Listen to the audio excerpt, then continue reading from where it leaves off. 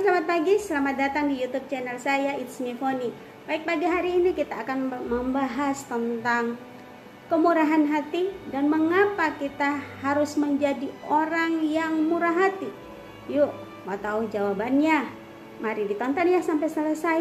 Tapi sebelumnya jangan lupa tinggalkan jejak teman-teman dengan mensubscribe, like, komen, dan share ya YouTube channel ini agar kita semakin bertumbuh mengenal siapa Tuhan kita. Terima kasih, Tuhan Yesus memberkati. Orang sering berbicara tentang murah hati, kemurahan, tapi tahukah kita apa arti kemurahan itu sendiri? Kemurahan itu sering juga disebut dengan kebaikan. Kemurahan adalah kebaikan yang penuh dengan kemurahan. Atau dengan kata lain, kemurahan adalah semangat menolong seseorang tanpa menyebabkan penderitaan. Jadi, kemurahan adalah kita memperhatikan orang lain di sekitar kita, memperhatikan perasaan mereka, memperhatikan apa yang mereka butuhkan, dan kita mencari cara untuk menolong mereka. Nah, teman-teman tahukah bahwa kemurahan itu seperti otot yang harus dilatih.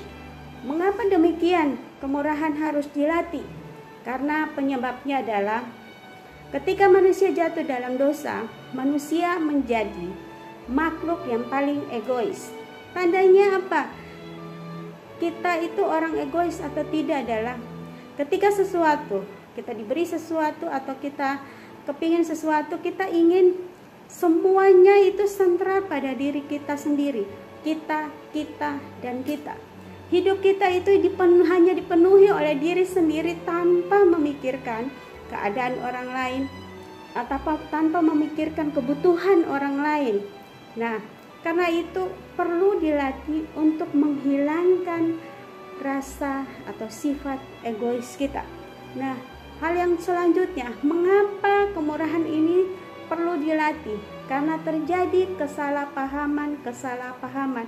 Karena kemurahan itu identik atau selalu identik dengan memberi.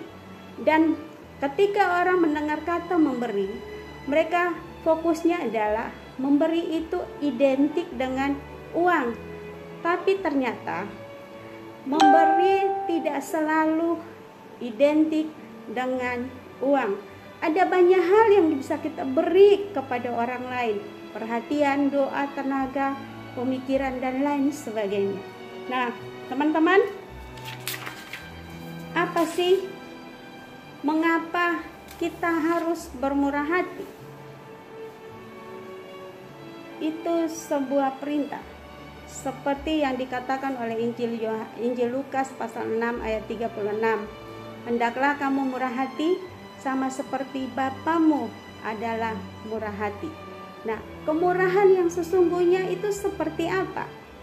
Ditentukan oleh siapa dan apa di dalam kita, bukan apa yang ada di tangan kita. Kemurahan yang sesungguhnya itu seperti apa?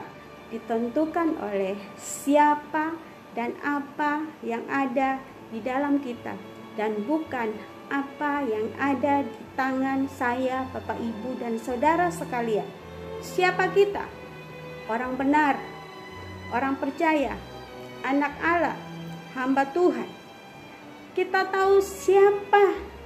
Ketika kita tahu siapa kita sesungguhnya, dan kita tidak hidup penuh dengan kemurahan terhadap orang lain, maka perlu dipertanyakan, benarkah saya anak Allah?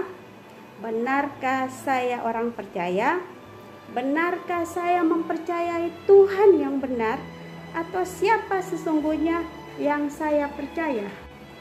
Yohanes pasal 15 ayat 1 sampai dengan ke-7, itu perumpamaan tentang pokok anggur. Ketika kita percaya kepada Yesus Kristus Tuhan dan menerimanya sebagai Tuhan dan Juru Selamat kita pribadi, maka kita tinggal di dalam Yesus dan Yesus tinggal di dalam kita, dan Roh Kudusnya juga tinggal di dalam kita. Maka sudah seharusnya kita menghasilkan buah. Buah hanya satu, yaitu kasih. Dan di dalam kasih itu ada rasa yang namanya kemurahan.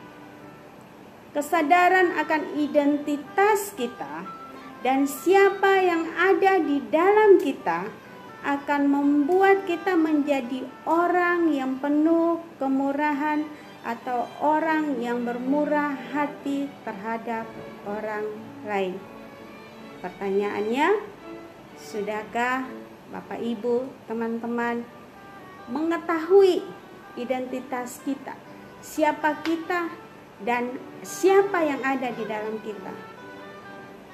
Kalau kita belum bermurah hati, kalau kita belum punya sifat murah hati terhadap orang lain, perlu kita lihat kembali, benarkah saya anak Tuhan?